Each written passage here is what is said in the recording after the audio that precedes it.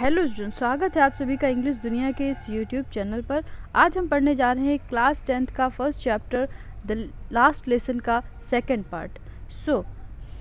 इससे पहले कि हम अपना चैप्टर स्टार्ट करें, एक बार साथ में कहते हैं, इंग्लिश दुनिया में आए हैं तो कुछ सीख के जाना है, बाहरी दुनिया में अगर आपको सफलता पाना है। So let's start. देखिए कहाँ पे थे हम लोग कल, यहाँ तक हमने आपको पढ़ाया था।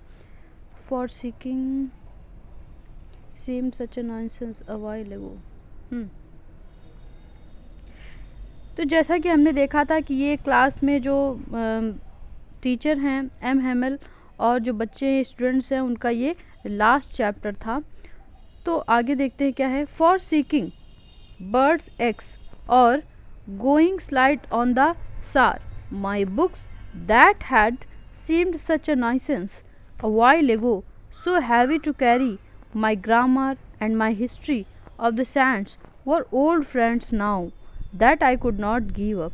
जो अभी तक जो किताबें थी, जो चैप्टर्स थे, जो कुछ भी अभी तक इन्हें नॉइसेंस लग रहा था, नॉइसेंस मीन्स मतलब जो बेकार लग रहा था, बुरा लग रहा था, बर्डन लग रहा था, वो सभी अब इनको क्या लगने लगा है, जैसे कि वो इनका पुराना दोस्त हो, फ्रेंड हो, जिसे ये अब बिल्कुल भी गिव अप नहीं करना चाहते, छोड़ना नहीं चाहते हैं। एंड एम हेमल टू, और जो एम हेमल हैं इनके जो टीचर हैं, to the idea that he was going away, इस विचार से कि वो अब हमें छोड़ के जा रहे हैं, that I should never see him again, और मैं अब उन्हें दोबारा नहीं देख पाऊंगा, made me forget all about his ruler and how cranky he was. तो इससे मैं सब कुछ भूल गया कि वो कितने ज़्यादा क्रैंकी हैं, मतलब कितने ज़्यादा रूड नेचर के हैं, और वो किस तरह से रूलर से हम लोगों को मारते हैं। ये सारी बातें हम भूल गए बिल्कुल भी, और हम बिल्कुल नहीं चाहते थे कि एम हेमल हमें छोड़ के बिल्कुल यहाँ से जाएं। Poor man, it was in honour of this last lesson that he had put on his fine Sunday clothes. अब बच्चा क्या कह रहा है कि जो इनके जो टीचर हैं एम हेमल, उसके बारे में बोल रहे हैं कि इसी वजह से इन्होंने आज ये क्लॉथ्स पहने हैं जो वो संडे को पहनते हैं, क्योंकि आज इनका ये लास्ट लेसन है।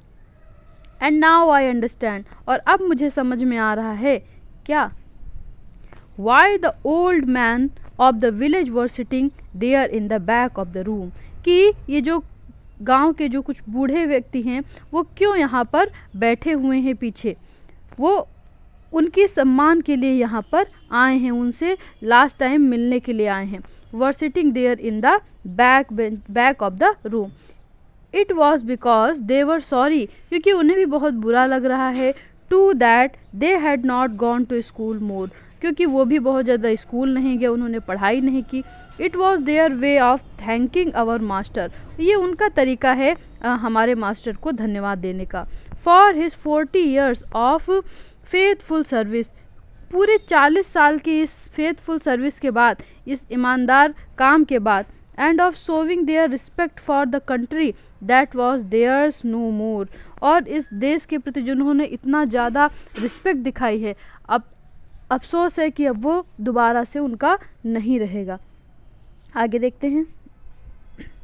While I was thinking of all this, जब मैं इन सभी चीज़ों के बारे में सोच रहा था, I heard my name called, तो मैंने सुना किसी ने मेरा नाम पुकारा। It was my turn to recite, अब ये मेरी बारी थी चैप्टर को दोहराने की। What would I do? What would I not have given to be able to say that dreadful rule for the participle all through very loud and clear, और मैं वो जो रूल्स थे पार्टिसिपल के वो बहुत ही तेज़ और बहुत ही क्लियर नहीं सुना पाया, जबकि मैं चाह रहा था कि मैं उन्हें बहुत ही तेज़ से सुना सकूं। एंड विदाउट वन मिस्टेक, बिना कोई भी एक गलती किए हुए मैं उन्हें दोहरा सकूं। But I got mixed up on the first word, लेकिन मैंने तो पहले ही वर्ड में सब कुछ गलत कर दिया। एंड स्टूड देयर, और वहीं पे खड़ा हुआ था, holding on to my desk, अपने डेस्क को पकड़े हुए, माई हार्ट बीटिंग, मेरा हार्ट जो है बहुत ज़ोर ज़ोर से बीट कर रहा था, and not daring to look up, और मेरी इतनी हिम्मत नहीं हो रही थी कि मैं ऊपर देख सकूं, मुझे बहुत ज़्यादा बुरा फील हो रहा था।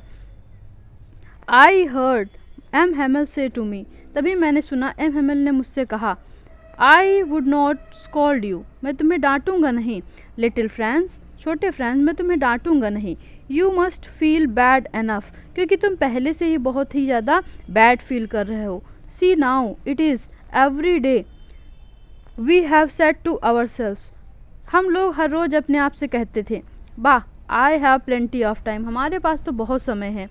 आई शैल लर्न इट टुमारो, कल मैं इसे पढ़ लूँगा. एंड मतलब क्या होता है कि हम लोग अपना काम कल पे टालते रहते कि आज तो, अभी तो बहुत टाइम है, अभी तो कहाँ एग्ज़ाम्स आ रहे हैं, कल पढ़ लेंगे कल पढ़ लेंगे. और कल के चक्कर में कुछ ऐसा हो जाता है कि सारा समय निकल जाता है और हम कुछ भी नहीं कर पाते हैं. तो वही चीज़ यहाँ पे उनके टीचर कह रहे हैं. And now you see where we have come out, और अब देखो हम लोग कहाँ पे आ खड़े हुए हैं. That is the great trouble with Alsace, तो ये अल्साइस जो है यहाँ इसके साथ बहुत ही ज़्यादा बुरा हुआ. She puts off learning till tomorrow. Now those fellows out there will have the right to say to you, how is it? You pretend to be Frenchman and yet you can neither speak nor write your own language. अब कह रहे हैं कि कल आप लोग French language के हक में जब खड़े होंगे वहाँ पे उसके अधिकार के लिए लड़ने के लिए, तो किस हक से आप खड़े होंगे. आपको ना तो फ्रेंच लिखनी आती है ना फ्रेंच बोलनी आती है, आप सिर्फ कहने के लिए कह रहे हैं कि फ्रेंच हमारी मदर टंग है. तो कैसे कह सकते हैं आप जब आपको लिखना और पढ़ना कुछ भी नहीं आता है. But you are not the worst poor little French, लेकिन तुम्हारी गलती नहीं है. We have all a great deal to approach our self with, हम सभी भी इसी तरह के हैं. Your parents were not anxious enough to have you learn, जो आपके पेरेंट्स हैं उनके अंदर ही बहुत ज़्यादा इच्छा नहीं थी कि आप ये सब पढ़ें. They prefer to put you to work on a farm और एट द मिल्स, उन्होंने भी तो तुम्हें यही प्रिफर किया कि तुम काम करो, फार्म में काम करो, मिल्स में काम करो, ताकि कुछ पैसा कमा सको. So as to have a little more money, ताकि और अधिक पैसा आ सके. And I have been to blame also, और मैं अपने आप को भी दोष देता हूँ. Have I not often sent you, एक मिनट आगे देखते हैं. Sent you to water my flowers, क्या मैंने तुम्हें अपने क्लास को छोड़कर अपने पौधों को पानी देने के लिए जाने को नहीं कहा था. इंस्टीड ऑफ लर्निंग, पढ़ाई की जगह मैंने भी तुमसे कहा था कि जाओ गार्डन में जा कर के पेड़ों को पानी दे दो. तो मेरी भी गलती है क्योंकि मैंने भी तुम्हें तुम्हारी पढ़ाई से भटकाया. Your lesson and When I wanted to go fishing, और जब मैं फिशिंग के लिए जाना चाहता था, Did I not just give you a holiday, तो उस दिन भी तो मैं तुम लोगों को छुट्टियां दे दिया करता था क्योंकि मुझे फिशिंग के लिए जाना होता था. Then from one thing to another, इसी तरह एक बात के बाद दूसरी बात वो लगातार कहते गए. M. Hamel went on, लगातार to talk the French language, French language के बारे में वो बात करते चले गए. Saying that it was the most beautiful, और क्या कहते हैं कि ये बहुत ही ब्यूटीफुल लैंग्वेज है, लैंग्वेज इन द वर्ल्ड. तो इस दुनिया की सबसे ब्यूटीफुल लैंग्वेज वो फ्रेंच को बोल रहे हैं. और क्या कह रहे हैं, the clearest the most logical that we must guard it among us and never forgot it. तो ये बहुत ही क्लियर और बहुत ही लॉजिकल लैंग्वेज है जिसे हम बिल्कुल भी भूल नहीं सकते हैं, हम जिसे अच्छे से संभाल के रख सकते हैं. Because when a people are enslaved, जब हम लोग गुलामी में होंगे, मतलब कि अब यहाँ पे जर्मन का रूल आ गया है, फ्रेंच वालों का जो रूल है वो ख़त्म हो गया है, यहाँ पे पर्शिया ने अपना कब्जा जमा लिया है. तो जो उन लोगों की जब हम दास बन जाएंगे, as long as they hold fast to their language, It is as if had the key to their prison. Then he opened a grammar and read us our lesson. So I was amazed to see how well I understand it. All he said seems so easy. Think to that. तो अब यहाँ पे उनके teacher कह रहे हैं कि ये हमारे लिए, जब हम उनके गुलामी में होंगे तो हमारे लिए ये सबसे बड़ा, जैसे एक प्रिजन में आदमी कैद होता है किसी जेल में, तो उसके लिए जो चाबी होती है जेल से छूटने की, वो काम करती है। बिल्कुल इनकी लैंग्वेज उसी का काम करेगी, इनको उस प्रिजन से छुटाने में इनकी लैंग्वेज काम करेगी। जब ये सभी जितने भी फ्रेंच लोग हैं एक साथ एक ही लैंग्वेज में आकर के यूनाइट हो जाएंगे और आकर के विरोध करेंगे, तो ये उनको प्रिजन से छुड़वाने के लिए एक चाबी का काम करेगी। सो आगे देखते हैं क्या कहते हैं। I had never listen so carefully and that he had never explained everything with so much patience। तो अब फ्रेंच कह रहा है कि मैंने कभी इतने ध्यान से ना तो कभी फ्रेंच लैंग्वेज के बारे में सुना और ना ही मेरे टीचर ने कभी इतने ध्यान से उसे पढ़ाया जितने ध्यान से आज वो पढ़ा रहे हैं। It seemed almost as if the poor man wanted to go us he knew before going away and put it all into our minds at one stroke।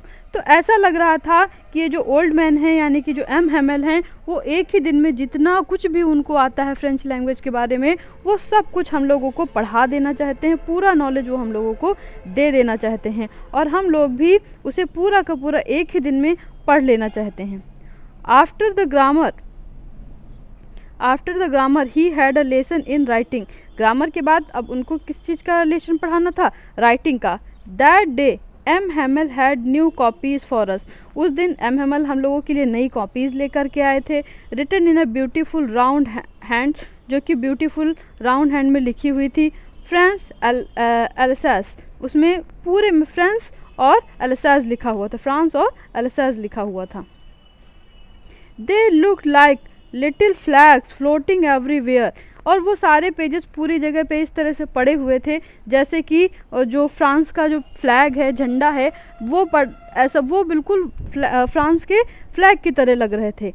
In the school room, पूरे school room में, hung from the rod at the top of our desk, जो पूरे हमारे desk में बिखरे पड़े हुए थे।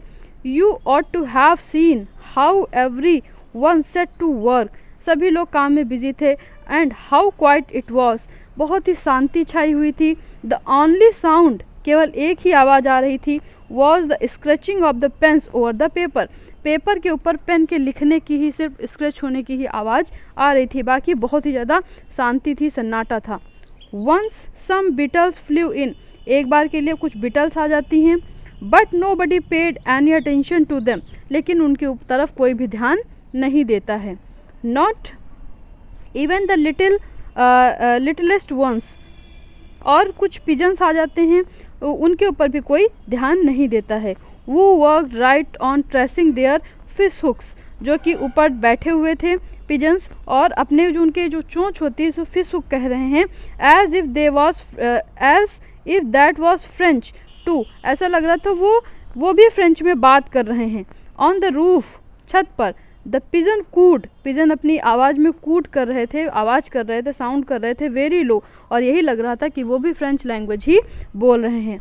And I thought to my self, और मैं अपने आप में सोचता हूँ, will they make them sing in German even the pigeons, कि वो जो लोग आए हैं जो हमें जर्मन पढ़ाएंगे, हमारी बिना इच्छा के, बिना मर्जी के वो लोग हमें जर्मन पढ़ाएंगे, तो क्या वो इन कबूतरों को भी जर्मन पढ़ाने के लिए मजबूर कर सकते हैं?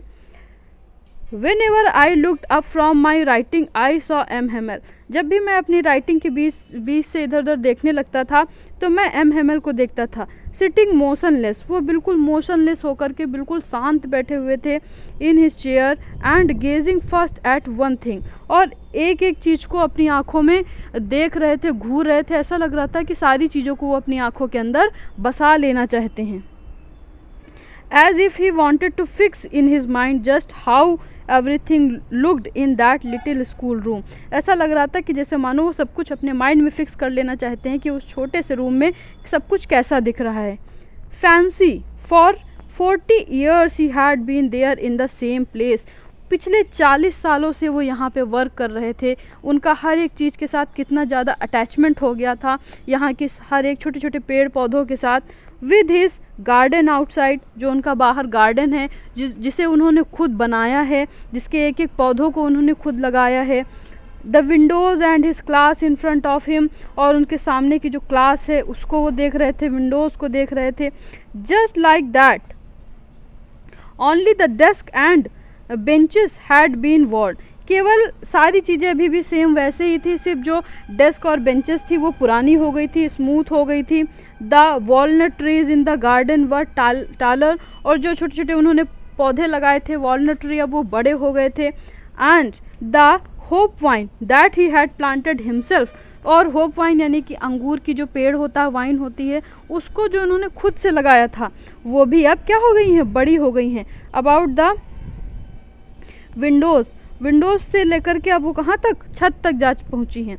How it must have broken his heart to leave it all, अब ये सब कुछ छोड़ने में उनका मन कितना ज़्यादा दुखी हो रहा है, कितना ज़्यादा टूट रहा है। To hear his sister moving about in the room above packing their trunks, और वो जब देख रहे हैं कि उनकी जो सिस्टर है वो अपना सारा सामान पैक कर रही है वहाँ से छोड़ के जाने के लिए। For they must leave the country next day, और अगले ही दिन वो इस कंट्री को छोड़कर चले जाएंगे। सो ये था हमारा पार्ट 2, और पार्ट 3 के साथ हम मिलते हैं आपसे कल। और ऐसे ही और वीडियोस को पाने के लिए हमारे चैनल को लाइक, शेयर और सब्सक्राइब करना ना भूलें। इतने कम समय में स्टूडेंट्स आपको कहीं भी चैप्टर का एक्सप्लेनेशन नहीं मिलेगा। जो भी चैप्टर के एक्सप्लेनेशन पड़े हुए होंगे वो आपको 30 मिनट से लेकर के 35 मिनट या 40 मिनट के बीच के मिलेंगे, एक एक वीडियो के एक एक पार्ट। लेकिन हमने यहाँ पे आपको 15 से 16 मिनट के अंदर ही इस सेकंड पार्ट को भी एक्सप्लेन कर दिया है। सो ऐसे ही और वीडियोस को पाने के लिए हमारे चैनल को लाइक, शेयर और सब्सक्राइब करते रहें। So thank you students.